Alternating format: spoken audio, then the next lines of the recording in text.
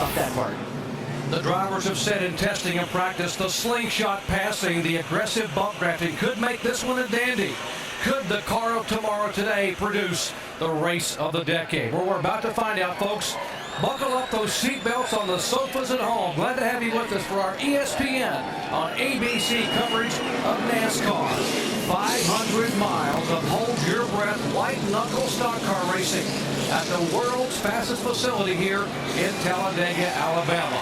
Over 150,000 diehard fans on their feet as we head down to the green flag.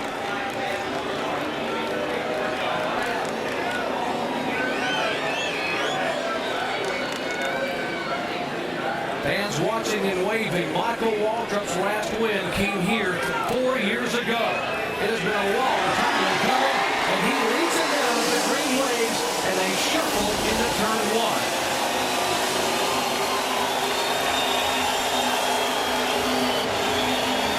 Very important to remember what happens here in restrictor plate racing. It takes them almost an entire lap to get to full speed, and during this lap, they are so close together with that hammer down and throttle wide open. And Jerry, they practiced a couple days here with about 20 cars at a time in a racetrack. And never have they had 43 cars in a racetrack at one time.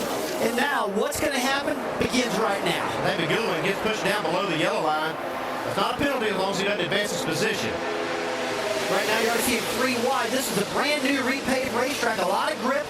The cars are handling real well, and they're really accelerating up in the draft. That's what a lot of drivers are saying. But they can't see out of the cars good. Got these Toyotas up front. Here goes Dave Blaney. And Andy's been a lot of concern about these Toyotas right now because they were all in qualifying form. Are the cars going to handle? I expect 4 or 5 laps to hold on pretty good, if not longer, but that problem, the handling's going to change. Look at this high lane here, 3 wide, up on the 33-degree banks. Blaney led the first lap, by the way. Michael Waltrip trying to hang on 3 lanes of drafters at 190+ miles an hour. Before this race started, all the drivers were talking, be careful, be careful. So I expect they're trying to do that right now, at least to the first pit stop, Andy. Rod Vickers, they're just barely touching the guy in front of him. They're already doing this bump drafting. Up high, some of the Dodges trying to hook up on the move. There's a Toyota Waltrip moving up high. Well, this is the first time Michael Waltrip's been able to take his car and keep it up front a long time. It's good to see that. Now he's loving this. Now he's going to be racing today. I talked to him. He's really pumped up about this race. Take a look at Bobby Labonte right up the center in the middle of the racetrack right now. Dave Blaney takes the lead.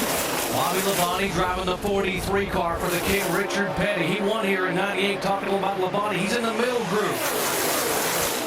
Tony Stewart now trying to pull the high draft up to be in contention. In this center lane and the top lane, everybody's saying it's going to be the fast way around the racetrack with that momentum built up. And look right now, bumper to bumper. It looks like his outside lane got seized up a little bit. And you see these Toyotas now. Michael Waltrip in the middle. Dave Blaney in the 22 car.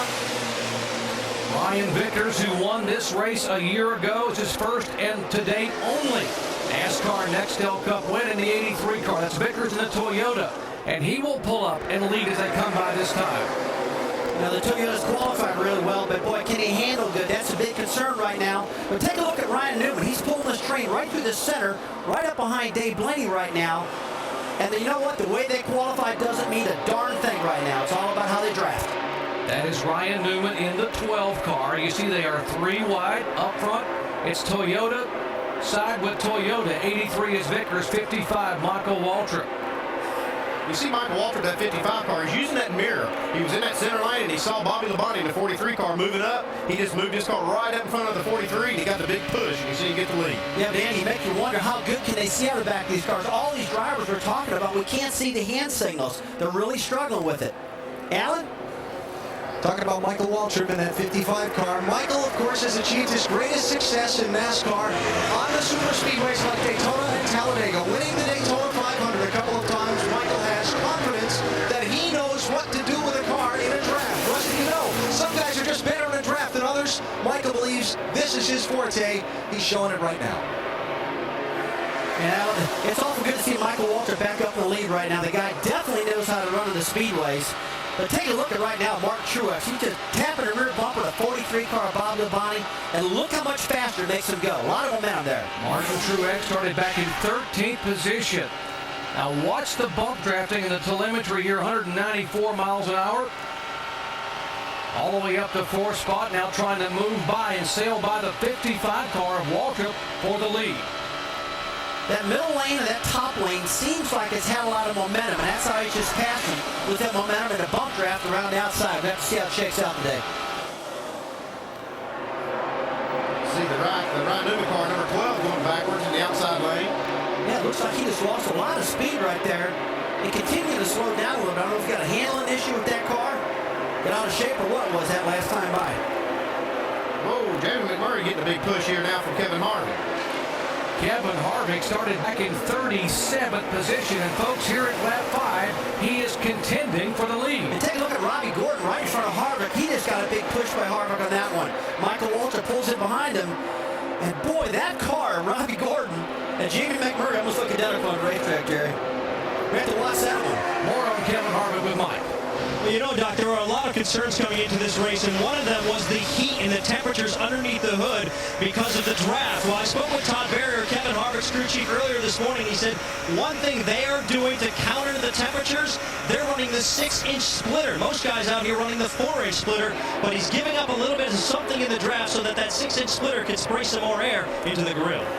Yeah, a lot of people talk about the splitter like Michael Charles just talking about. It's that piece on the very bottom of the car. It's adjustable. It can go forward all the way out to 6 inches or come all the way back to 4 inches. A lot of the drivers are saying if it's back, it's a little quicker. But if it's forward, you can cool the engine better. So it's about a 50-50 split out there today with these competitors.